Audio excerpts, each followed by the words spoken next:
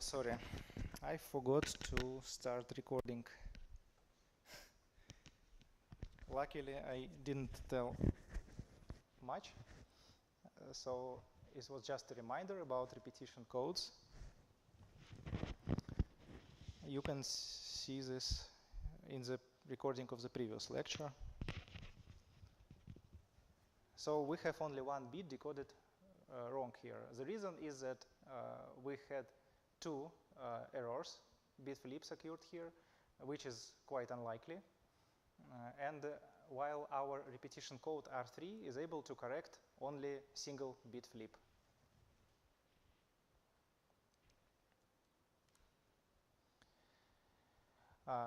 So here is some easy mathematics behind this major voting.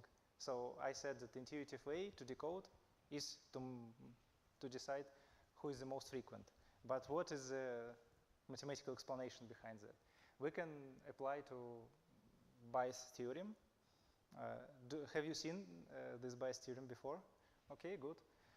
So we want to perform something called maximum likelihood decoding. So we have our data. This, for example, we consider a single block of our repetition code. We received bits R1 and 2 and 3 and want to find the most probable bit with respect to our binary symmetric channel.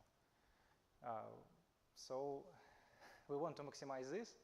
While using bias formula, we can compute all three of these quantities, posterior, and others. So evidence, and I don't remember last one, how it's called. So yeah, so this can be computed from the definition of binary symmetric channel.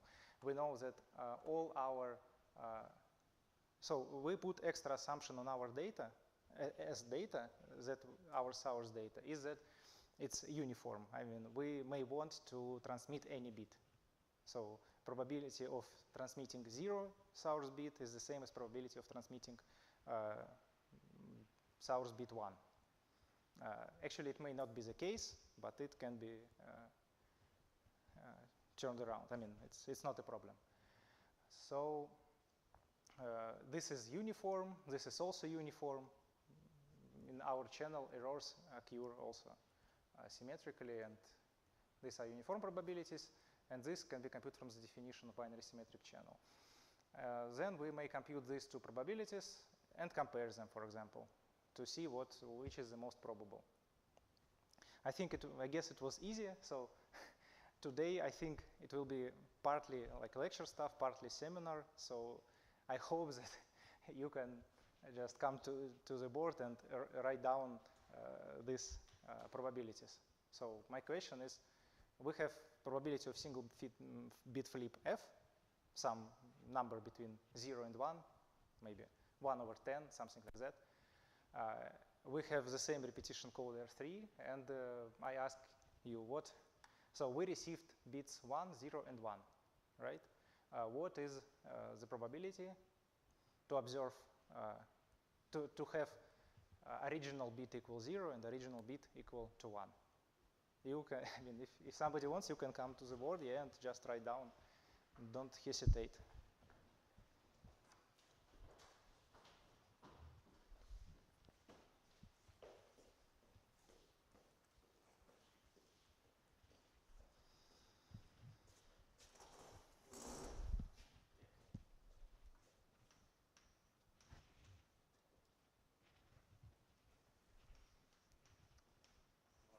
Yeah, so yes, we want to find probability to observe 0, having observed 1.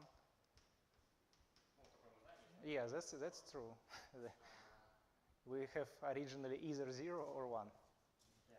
И значит, у нас мы приняли, значит, у нас вот этот код, это получилось после суммы. Which code? So this is received errors, yes. So this vector R, you can see this as, for example, yeah, for example, the first block of R. Да, R получился таким, значит. The idea is to use bias theorem.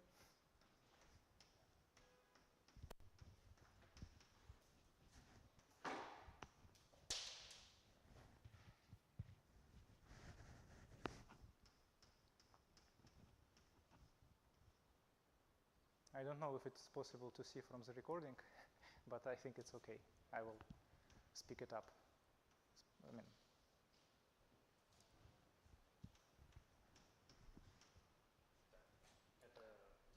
yes, that's right.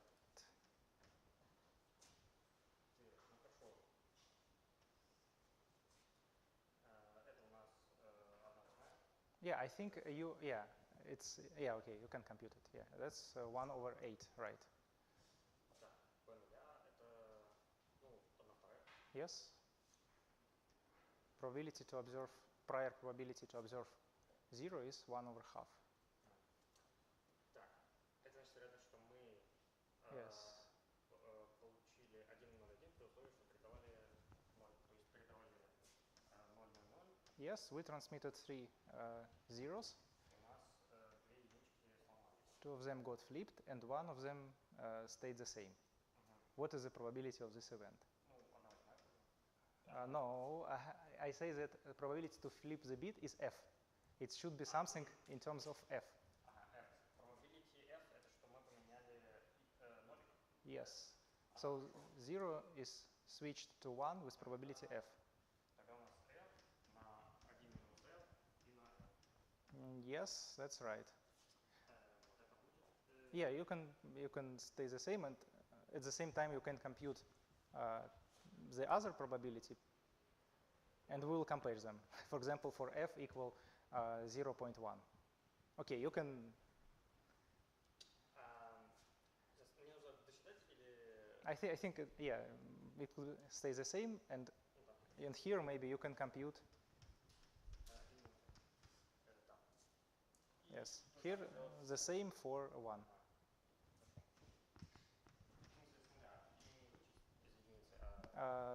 I think it will be easier, to compute it for не вычитая, not this. And then we will compare these two. I mean, it's difficult to compare these two if one is quantity is one minus another. I mean.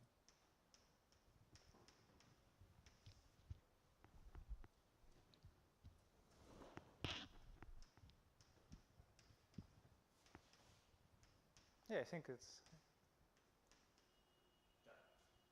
And the only difference is that.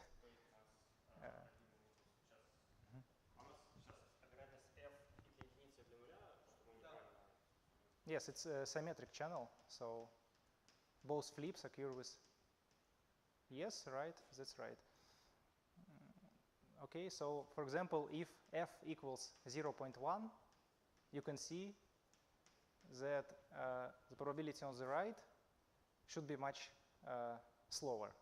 Lower, much lower, right? So here you will have something 1 over 100, and here you will have some 0.3, something like that. You can compute it, it's not so interesting. So what do we do? With here, yeah, thank you. So here we decide that we had transmitted probability, one, bit 1. But yeah, as we know, this is a wrong decision, but using maximum likelihood decoding, this is the only possible choice. So here is the same table, but for all possible outcomes, not for 1, 0, 1, but for all of them. Here, gamma, actually we can get gamma if we divide this quantity on this quantity, right? And here we see that we can write likelihood to observe to source bit be equal to 1. And as we see, if we here it's something really small, and here this is some big probability, so our decoding table looks like this. Okay. Yes.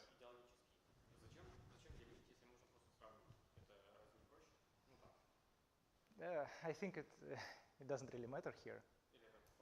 It's I just took this from John McKay book, so he used this like this. No, I think no. I mean, it's like it's a common approach to compute likelihood ratio, and here you do that. Actually, for this small repetition code, it doesn't matter. Here is a reminder about the codes. What is error correcting code? So we have some original. We work over some alphabet. I think in the whole our course, I mean at least in the next few lectures, we will have only binary alphabet. So every code is a mapping. Actually, this is definition of a block code. So we want to transmit some log sequence of data. We divide it into chunks of length k, and then every possible k-bit sequence, we add some redundancy using this map. The motivation is that repetition codes are too slow. For example, there is a terminology, it's called rate. Rate of a code is k divided by n.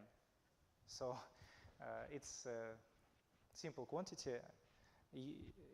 It's when you transmit k bits by adding redundancy to n bits, rate shows how bad the situation is. For example, for repetition code, it's 1/3. It's very slow.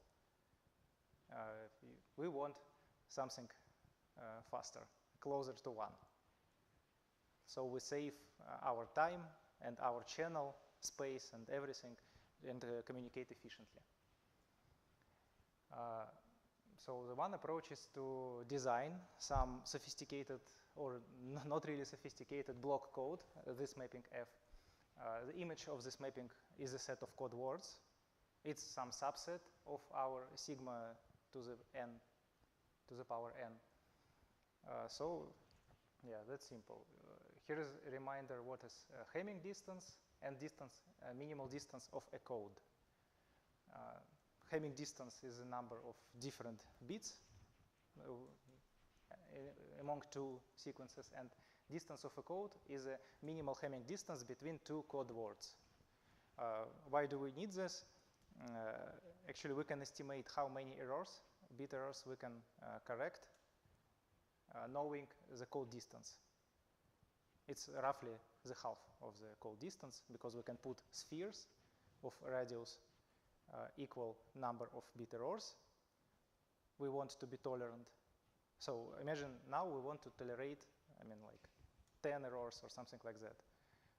And then we need to design a code so that in every code word we can put a sphere around it of radius 10, so that these spheres do not intersect in the space sigma to the power n. Is it clear? So sphere with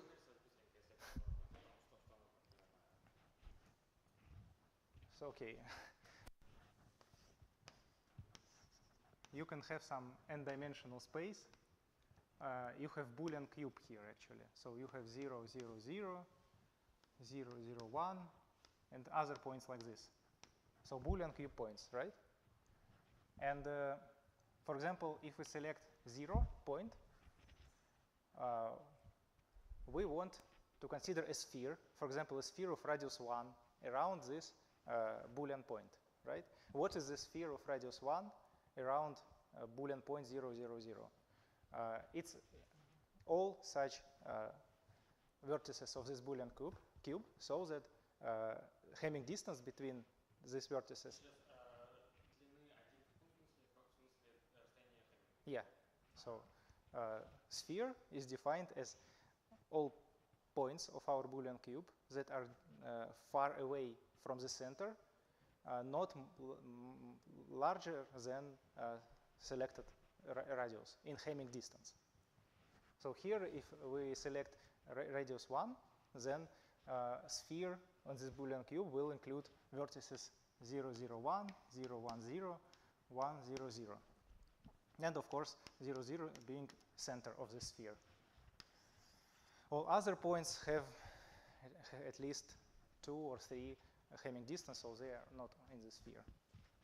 So somehow the problem of designing some good error correcting code is the problem of packing such spheres with some preselected radius into some n-dimensional Boolean cube. The more densely we pack them, the more rate we have. The more radius we have, so it's like trade-off. If you want to have a good rate, then your dimension should be low. In lower dimension, it's harder to pack large spheres. So you need to trade off between these two parameters somehow.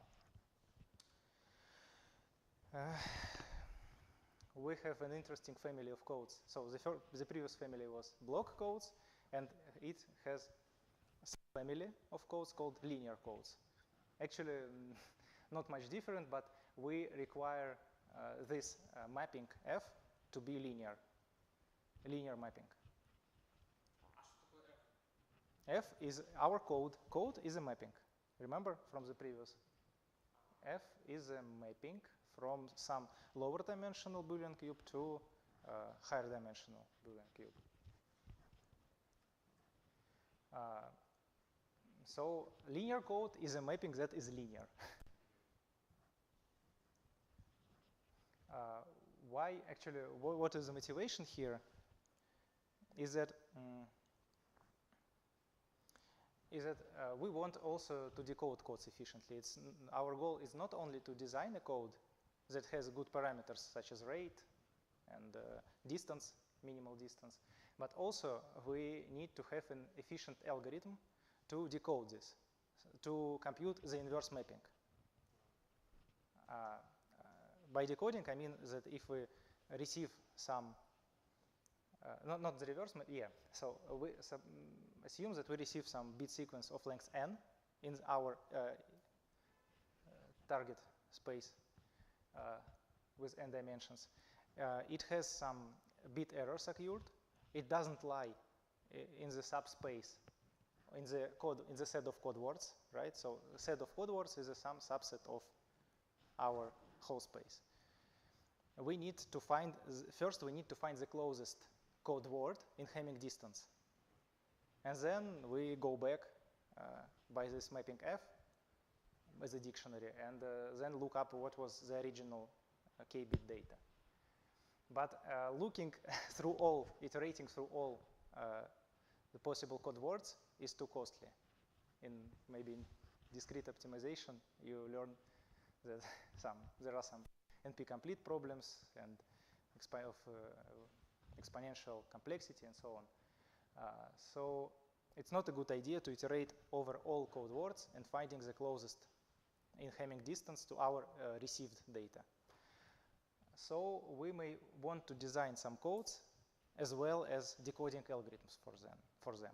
And one family is linear codes. I think today we will see that we can find some more efficient decoding algorithms than brute force for some linear codes that we will see today. So let's define. A linear code is a linear mapping. It's defined by n by k matrix with entries in our field, since every linear mapping is defined by some matrix. Moreover, all neighborhoods, as we discussed, these neighborhoods, these spheres are also called neighborhoods.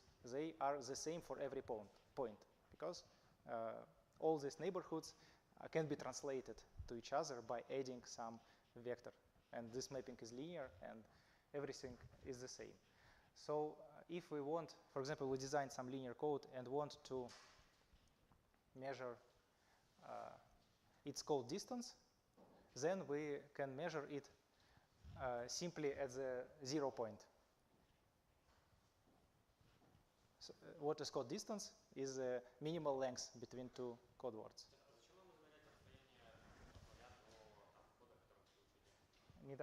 Not for code. We want to estimate code distance because we want to know how many errors we can detect or correct. So we have some simple formula saying that yes. So we divide it by half like this, and knowing the distance, we know the maximal number of errors we can correct. That's why we want to compute the distance of a code. And for linear codes, we can do this simply by computing distance, Hamming distance between 0.0 and all other points. Because all other can be get by translation, by linear translation. Yeah, and here, yeah, I define that code distance is a small number of ones in a non-zero code word, right? Is it clear? So we are measuring code distance by computing difference between a word and a zero word. Hamming distance between a word and a zero word is simply a number of ones in that word. And here is the first example of linear block code, Hamming code. What do we do here? Notation is the same.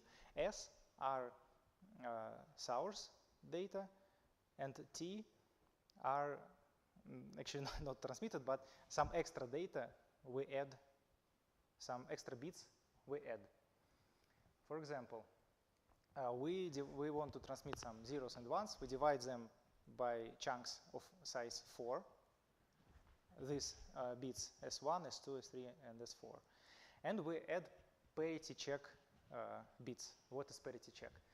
Parity check bit is a bit saying if the sum of these bits is even or not. For example, here, sum of bits S1, S2, and S3 is not even. So this bit is 1. The sum of these 3 source bits is 0, so this parity check bit is 0. This scheme shows how to construct this mapping F from the previous slide, right? So having any point at our original Boolean cube of dimension k, we can compute a point at a Boolean cube of dimension 7, right? Having only any 4 bits, we find some code word, some sequence of bits in a Boolean cube of dimension 7. And yeah, and here is the order of these bits. So we append 3 bits to the end of our original sequence, right?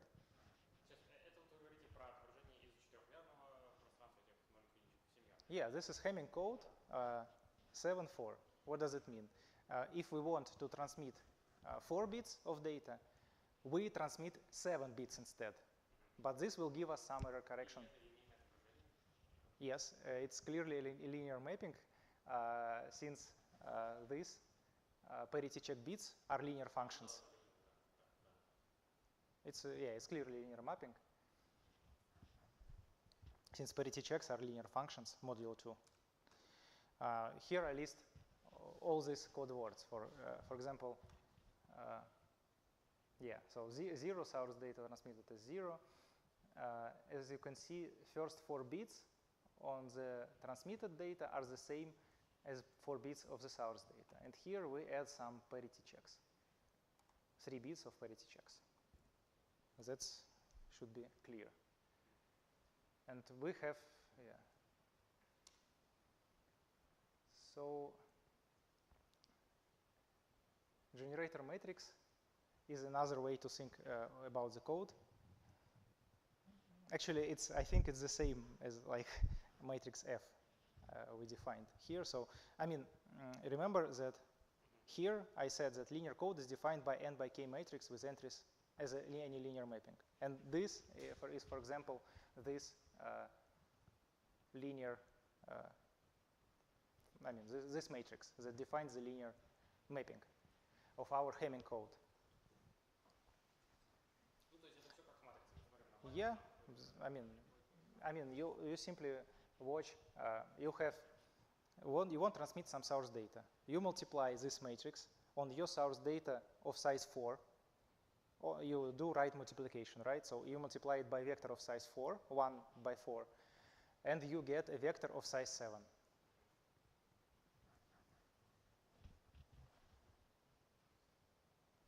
And this vector T says what do we want to transmit.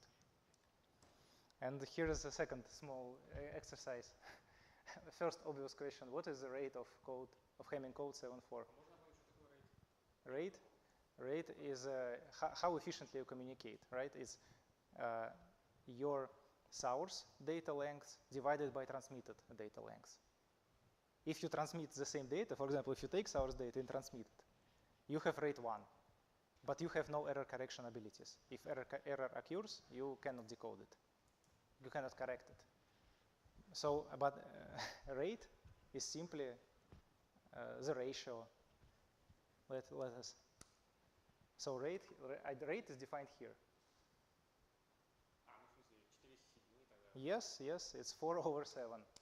And as we will see later, this code is able to correct single bit error. So it is has the same efficiency as code as R3 code, where we transmitted every bit 3 times, right? And we were still able to correct only single bit flip. But here we transmit not 12 bits as in R3 repetition code, but 7 bits, and we're still able to correct. Yeah, it's more efficient. For the same error level, we have a lower rate, higher rate, right? I will show. I will show how to decode it. Yeah, it's the first you can answer is brute force, but we are not going to do that. How you can so answering your question, the simple answer is: imagine you received some bits or some bit sequence of length 7, right? Then you iterate over all these code words 2 to the power of 4, right? 16 code words, and then you select the closest in Hamming distance. But it's costly to compute. I will show you the better algorithm for this code. And okay, and the question, the second simple question: what is the code distance of this code? Do you have an answer? Maybe you have it looking on code words.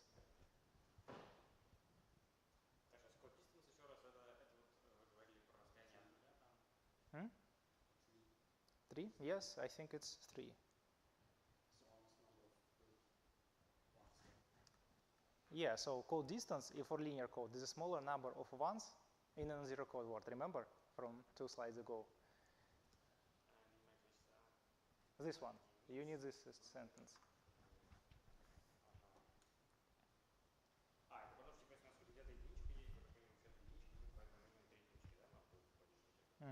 I don't understand here.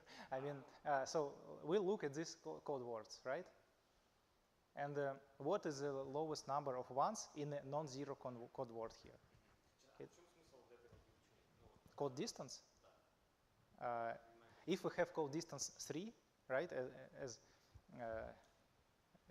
as was said, then we know that we can correct at least 1 bit error, right?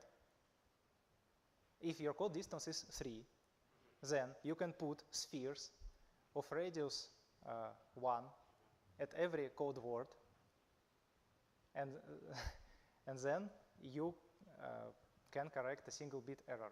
Since these spheres do not intersect, code distance is 3, you can easily put spheres of radius 1. So I can maybe illustrate. So this is 1, this is 1, and you have 1 more here. So these spheres don't intersect, and if you have a single bit flip, you select the center of the sphere, and it's your decoding.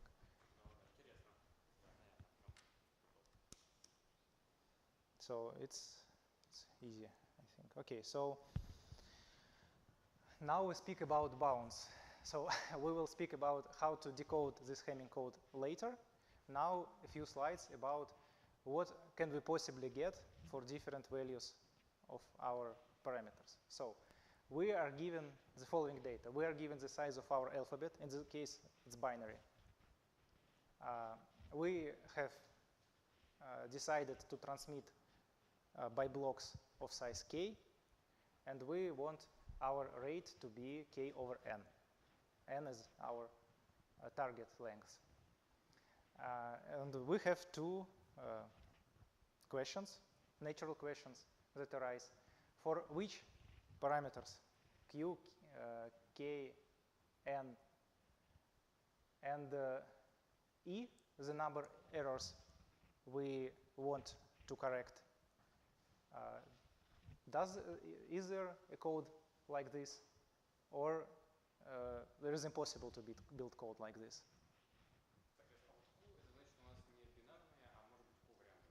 Yes, yes, Q means that here we work only with binary alphabets, but generally it can be any finite alphabet.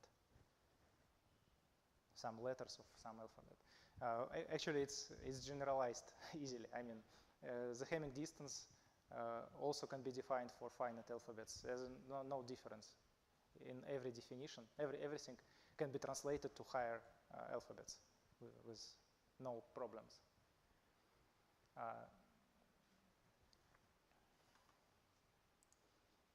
Yes, so it's trivial that not every desirable code with any desirable parameters exists. If we want to transmit with rate 1, then we cannot pack spheres in our space, and we have no, we cannot correct, for example, 2 errors or something like that. We will see it later.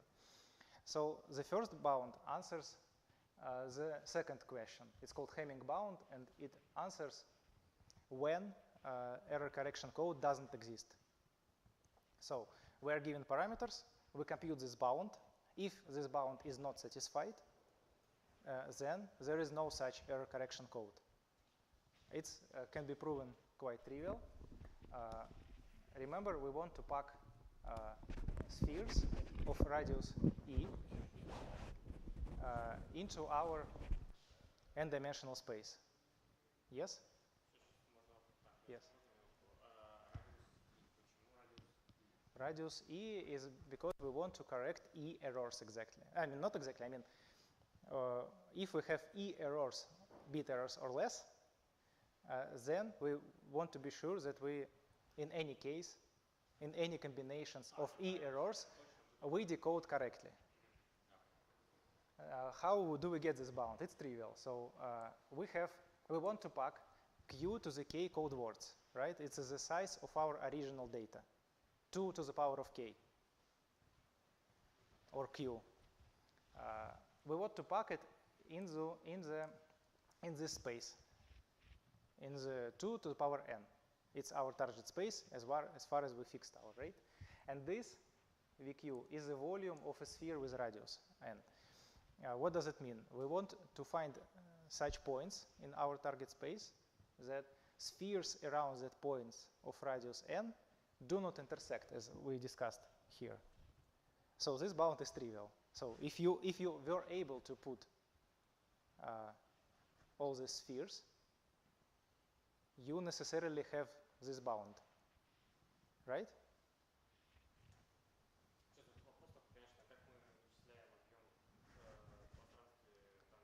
It's we simply count the points. So we have finite spaces. Sphere is a subset of nodes, of vertices of Boolean cube, right? And we simply count this number, as we did here. So here, the volume, I think, is 4. So we have four points inside this sphere.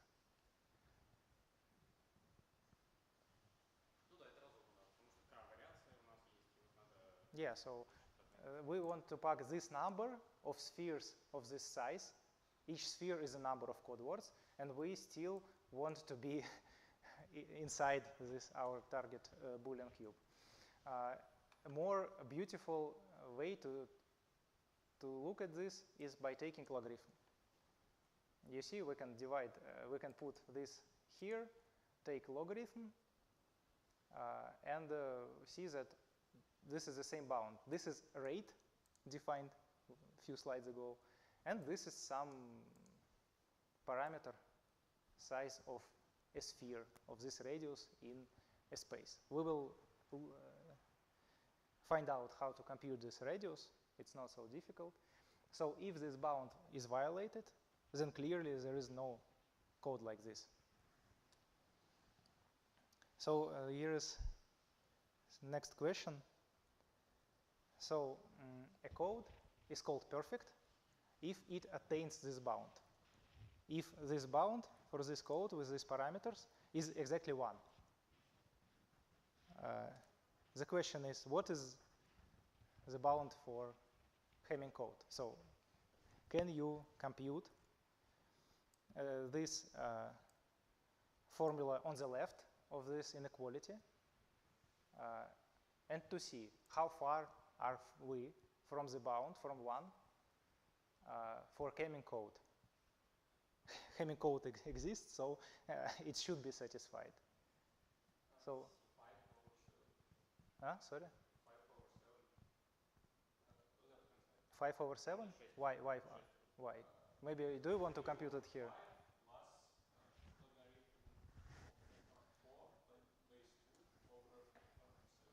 Why 4? Do you think this? So which? I mean, the count of points in our balls is 4, as you mentioned. No. This is not for the Hamming. This, I think it's here. I had. I'm sorry. I had target space 3. Okay, then it must be 8, right? Yeah, 8. Why? Maybe you can. 6/7. It's what? 6/7. 6/7. Maybe do you want to write it here? You're still slightly wrong, so maybe it will be useful to write it down.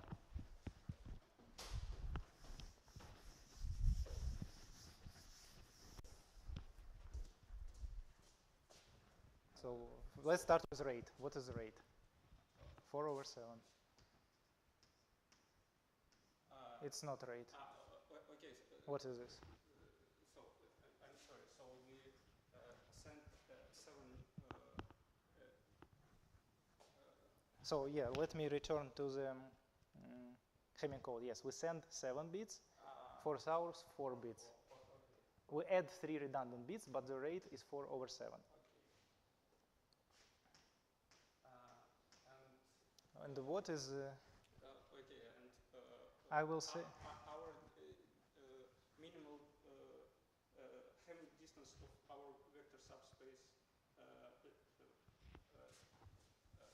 among vectors not equal to 0 is Yes. 1. We have. So now you are trying to compute this size of a sphere around 0.0 in the sectional space. Center of the ball, it's 7 zeros, and we have exactly 7 non-zero vectors. Yes, we some remarks that our code, as I said, is able to correct 1 error. Yes, so we consider a sphere of radius 1 over 0.0. So there are 8 such points in a sphere. We take logarithm of 8 and get 3. So yeah, so the moral of the story is that Hamming code, this is perfect. Thank you.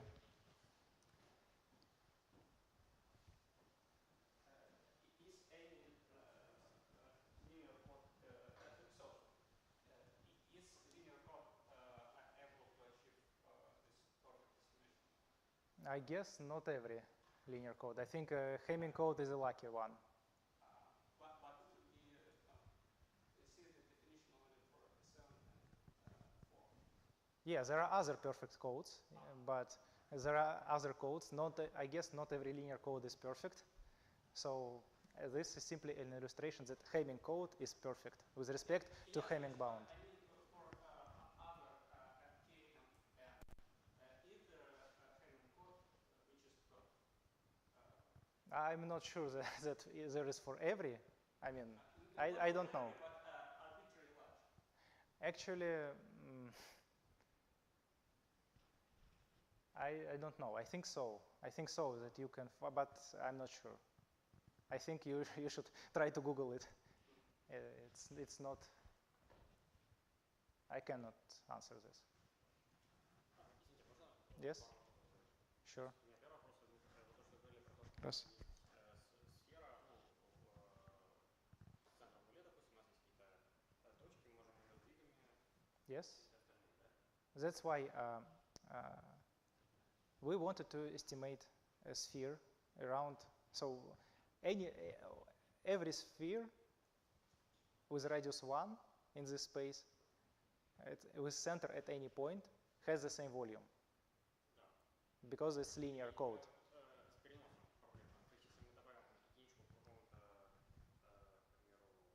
No, we add not one, we add code words, other code words.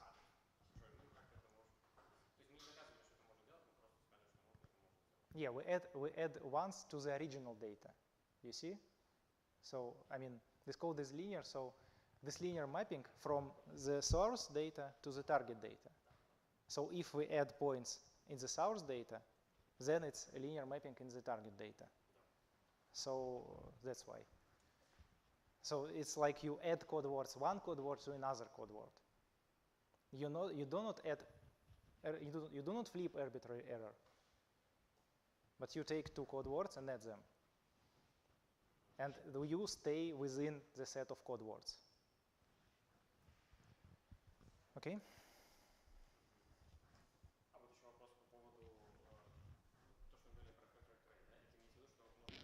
Perfect code, or what? Perfect code is yeah, it's just a feature that it's like you somehow achieved the optimal rate, right? So for this k and n, you packed your spheres as densely as possible so that you covered the whole space. Yes, if you took the spheres with such number of errors, I mean, of radius e, and packed them densely in that space, then you definitely can correct e errors. And moreover, you know that your packing is dense. It cannot be better. You cannot, I mean, it's already optimal. Here's the second bound called Gilbert Bound. It's not Gilbert, you know, it's not David Gilbert, it's other Edgar Gilbert. He also worked in Bell Labs. So as Shannon, as Hamming, so Edgar Gilbert was also working in Bell Labs in the 50s. And this bound states that if our code parameters satisfy to this bound, satisfy this inequality, then the code exists. And which it can be proven. So in fact, so what is the bound? Bound is like this. It's the same like previous, but here we put 2 to the e. So in the previous bound, we had only a sphere of radius e, and now we are trying to put spheres of twice radius. So obviously we could pack less spheres, but here this radius 2e guarantees that we can build the code. We simply build it iteratively. We add code words one by one, spaced by spheres of radius 2e. And then this code will be able to correct e errors. Why? It's clear. So you put one sphere of radius e, right? Radius 2e. You put some other sphere. So you put them spaced by 2e. So for example, you find some code word spaced by 2e. Yes, then you find another code word 2e, and you pack these code words until you can pack them, right? So at some point, you are done. And when you are done, you know that this code can correct e errors because you can put smaller sphere of radius e around every code word. It's guaranteed by construction, right? Construction, I add them one by one. I put a code word. Then I find a code word that is spaced by 2e for this code word. Then I add another code word that has a distance at least 2e to the previous two code words. And then I add one another, checking that my distance to other already added code words is at least 2e.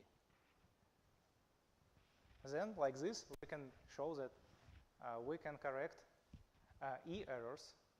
And this is done by this code. So we packed these spheres.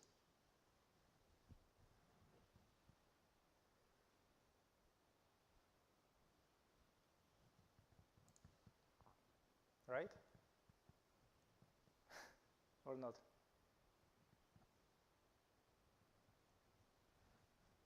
Sorry, I don't understand. This proof works in linear context? I think it's for any block code.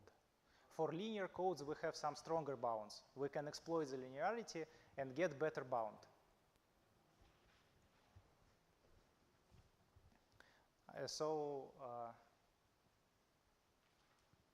This set is that any block code with these parameters exists. Actually, yeah. So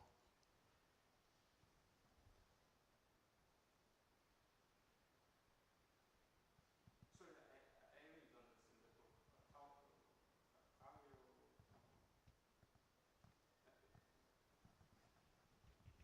So what I don't understand the previous estimation is achievable by stupid construction. okay. Maybe for which you exploit linearity. So linearity is something strong condition. And here you You, have a proof for. So there is a linear code, right? no. Sorry. These are two general bounds. So these basic bounds I speak now, they're for any block code. So if you remember, firstly, I defined block codes. Then we speak for some time about linear codes, the subfamily, and Hamming code as a particular case. And now we forget about linear codes for a moment, and we prove some bounds for any block code. Yes, sure. So block code is any map? Yeah, any map. Any map.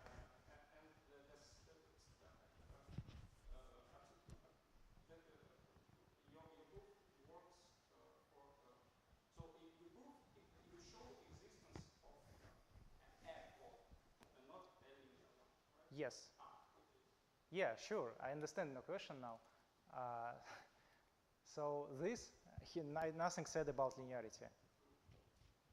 So we pack points. We pack spheres of radius 2e. Then any code words within the spheres. Yeah, sure. But, Yeah. but then I don't understand why you can't prove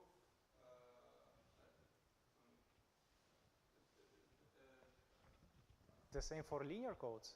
no. The same for previous estimation. Sorry? From previous? I mean, the previous estimation is just something about volumes. So you, when you ignore linearity, you can mean by a ball in your space anything, right? So you just cut your set into chunks of some sizes. Yes.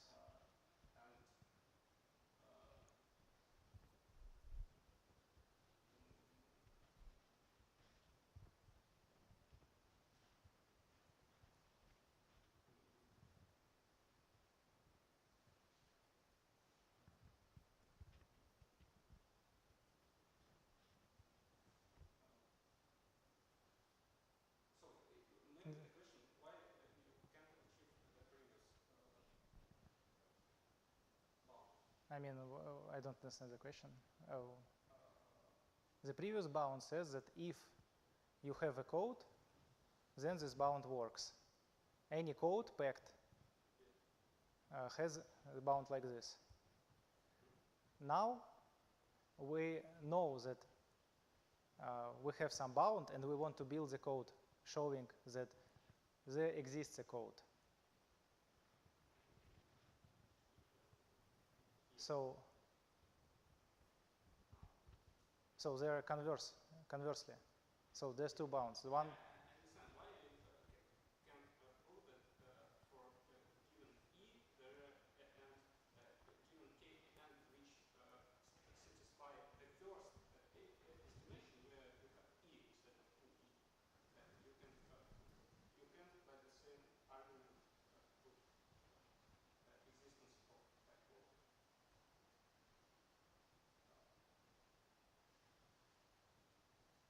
I mean, how do you prove?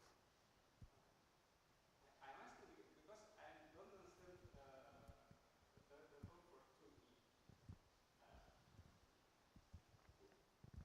So where you exactly you use the given 2E not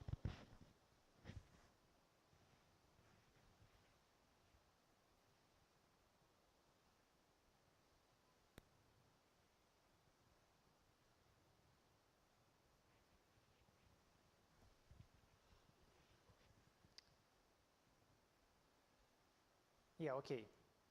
Maybe the reason is that I said radius instead of diameter, maybe. But okay, so the reason, the picture is like this, that if you know that you can, for example, for the Hamming bound, you know that you have a code with such parameters. Then if it can correct E errors,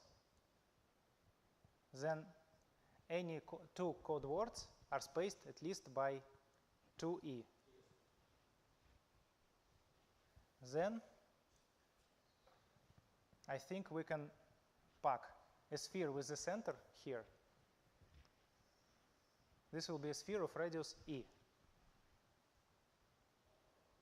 Right?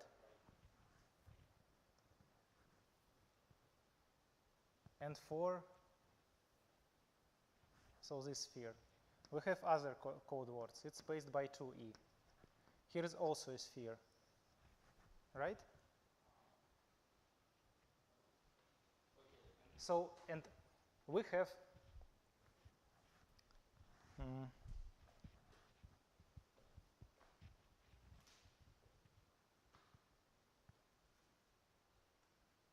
so we have should have like Q. Let me think. So there's a problem with this picture because yes, maybe. How you decode, right? You take nearest code word. Yes, right. In this picture, there are at least two code words on the sphere around some point. So for the center, you hold there's ambiguity. Yeah, let's understand it.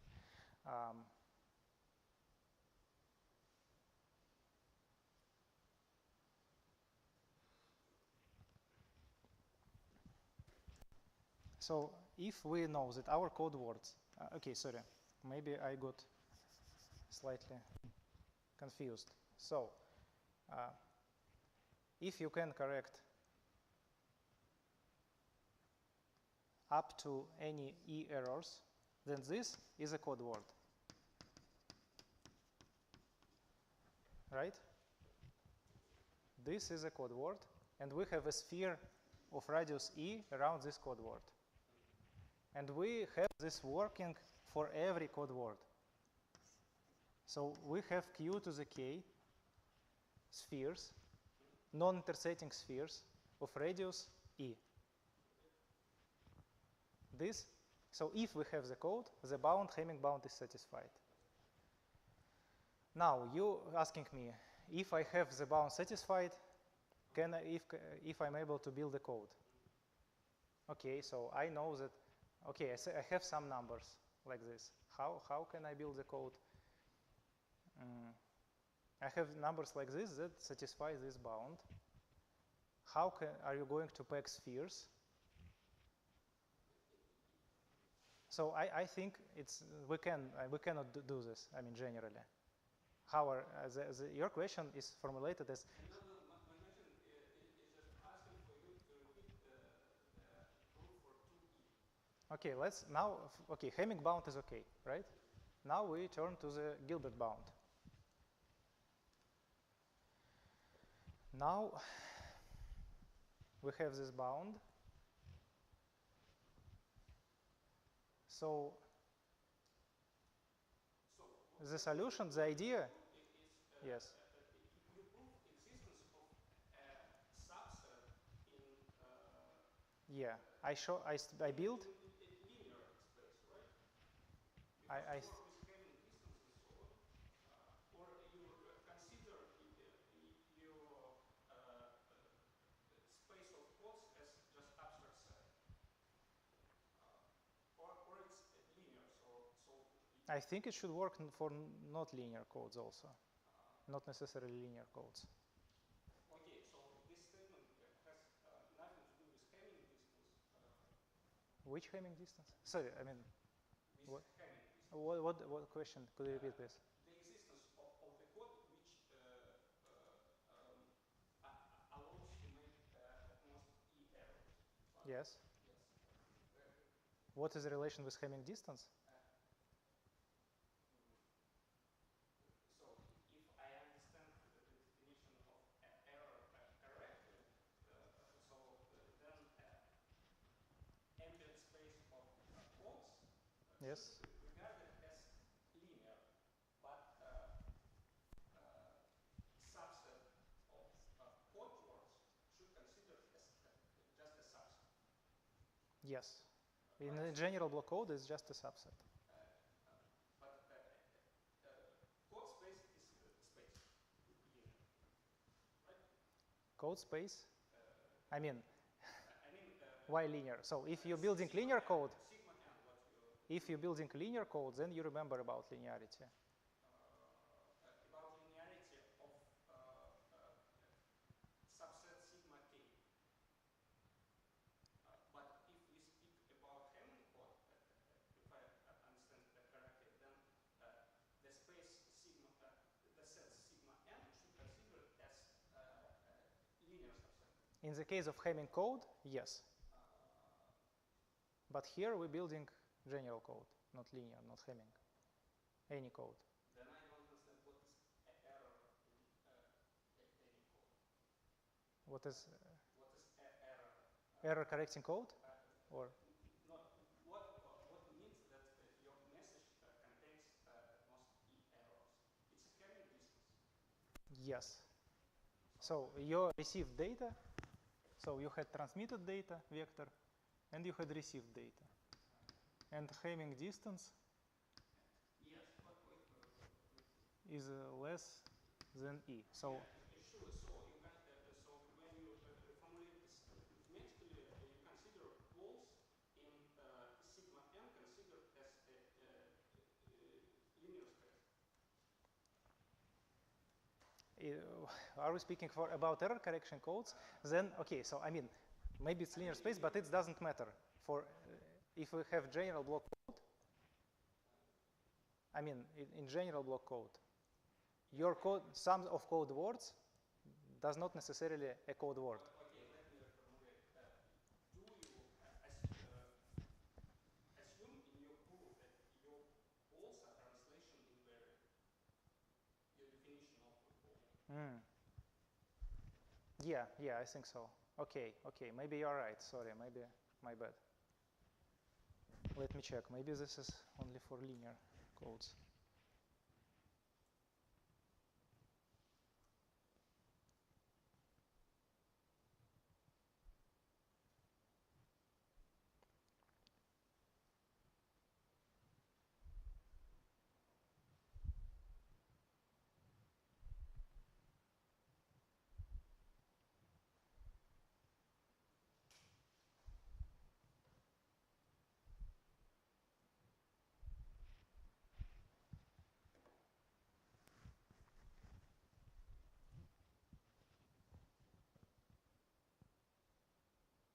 No, sorry. I mean, I think it, why do I need translation invariance? I mean, okay, sorry, no, I think I do not need translation invariance here. I mean, the spheres are still the same. I mean, I consider all the points not code words. So we have a Boolean cube of size n. We have a point and consider a sphere of some radius around it. Then I think the number of Boolean points are the same. Yes. Not code words, Boolean points. So this is the volume of all possible Boolean points. So VQ is the same for different. We do not need translation invariance. Okay? We count points of Boolean cube that are distant.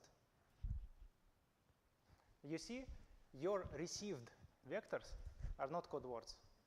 Your received vectors may be any Boolean point. And we compute the sphere of this radius. So I do not need translation invariance.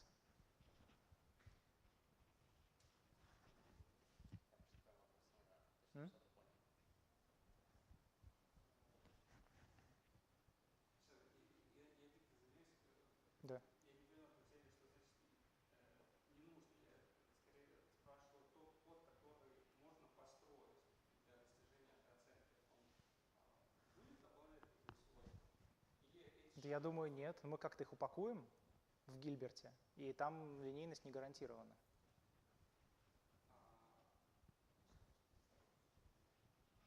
Хорошо, то есть вы смотрите все-таки на все слова, как Гильберт сказал? Да, конечно. То есть я же хочу выбрать, положить себе в словарь в кодовый, in my set of code words, to add some Boolean points.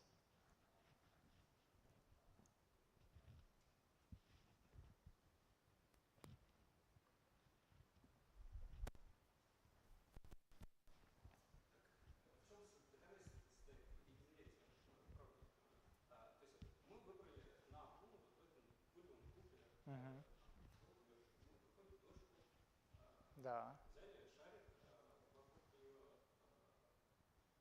потом берем произвольную фигуру, на нужном расстоянии, берем шарик, и я не понимаю, почему у вас наберется столько шариков. Нет, сколько наберется, столько наберется. Сейчас. Да, но вы утверждаете, что наберется не меньше световика.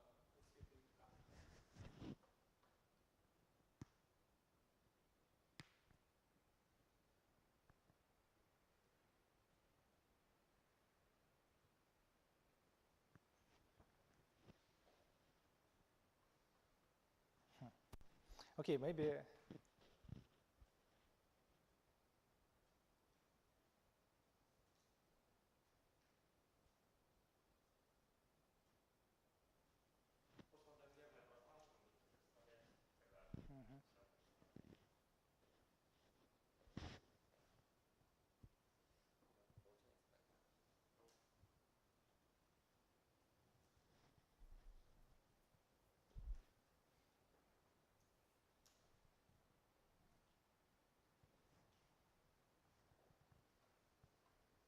Okay, maybe let me do this next time, do this theorem.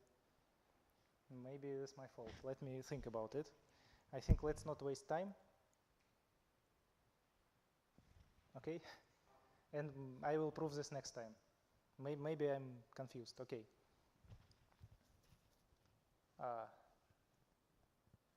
You can also think on that or look in the Shane book. So I think let's continue. So we have two bounds now. Let's assume that it was proven. Now we have two bounds that says about existence and non-existence. And both of them use volume of a sphere in an n-dimensional space. How can we estimate this? Actually, we already did this when we estimated the bound, Hamming bound for Hamming code. You computed the sphere of radius 1. It had 8 elements. It simply was binomial coefficient of combinations to take nothing and take one bit flip. Okay. For in general case, if we consider S errors, here we put S.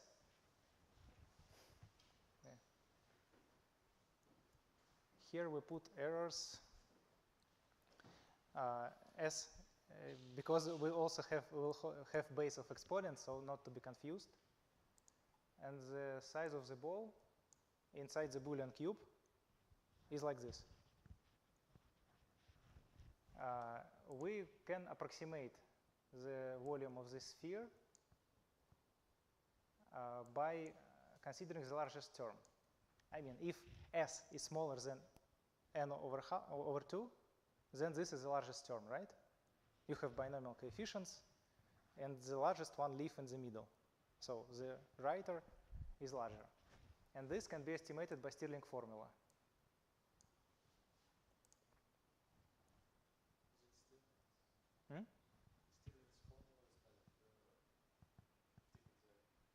Like what? N factorial is equal to like square 2p. It's so different.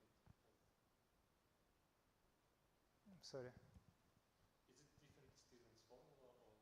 It's Stirling formula. But Stirling formula is like square 2p. Yeah. I mean, I write here approximate. I drop like square root of 2p and something like this. So actually, we can compute. I think we don't have much time to solve this quiz right now.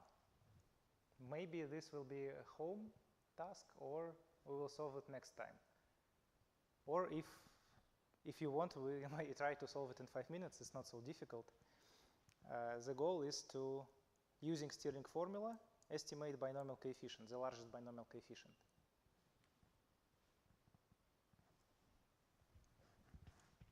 Does anybody want to do this, to try this?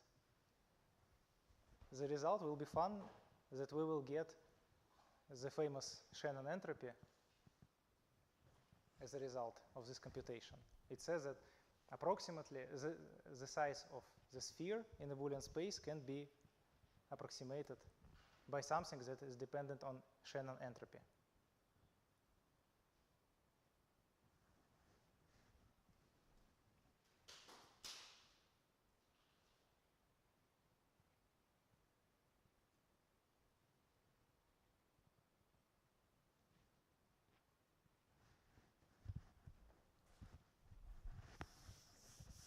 I think I can also start to compute it. So we want to estimate n factorial over s factorial n minus s factorial. This is approximately, it says our Stirling formula. It says it's approximately n over e to the power of n, s over e to the power of s, and n minus s to the e to the power of n minus s. Right? Do you follow? Binomial coefficient. I use Stirling formula for every factorial here. And then we can drop e and put this into lower side. So we have it 1 over s over n by s multiplied by n minus s divided by n minus s. So we had n to the power of n. We put it in the denominator, and now we have this. Right?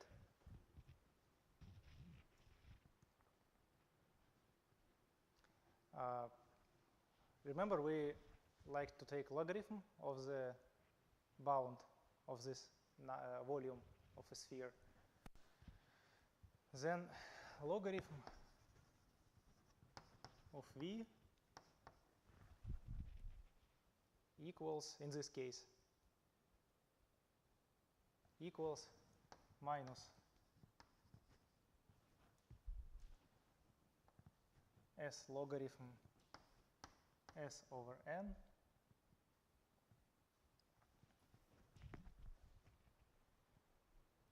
yes, minus n minus s logarithm n minus s by n. And this is how the entropy term occurs. So if we say that we are able to correct s errors, then the probability of error is, we say it s over n,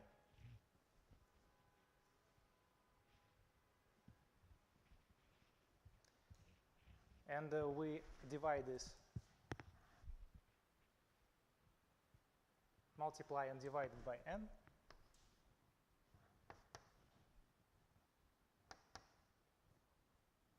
So this will be minus p logarithm p minus 1 minus p logarithm 1 minus p, and this multiplied by n, and this is how we get this formula. And here is a plot what is entropy looks like. We will also meet for this function during this course many times, I think. And what does it mean informally? Informally, it means that entropy.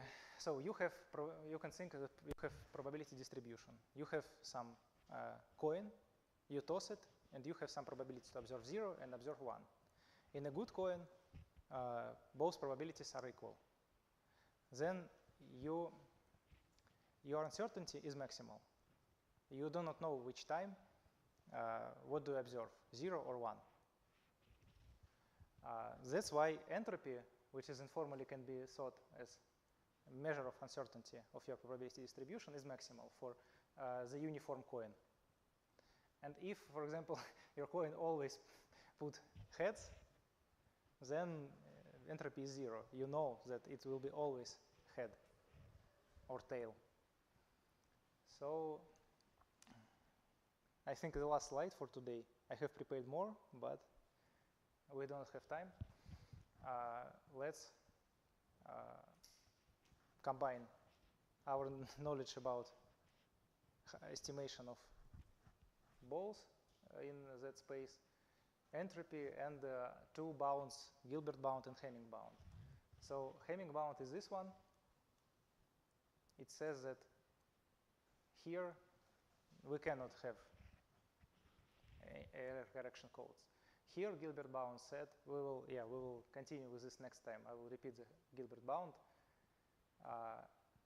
and we will see that codes here exist, and we do not yet know about codes here. Yes, I think. Thank you for your attention.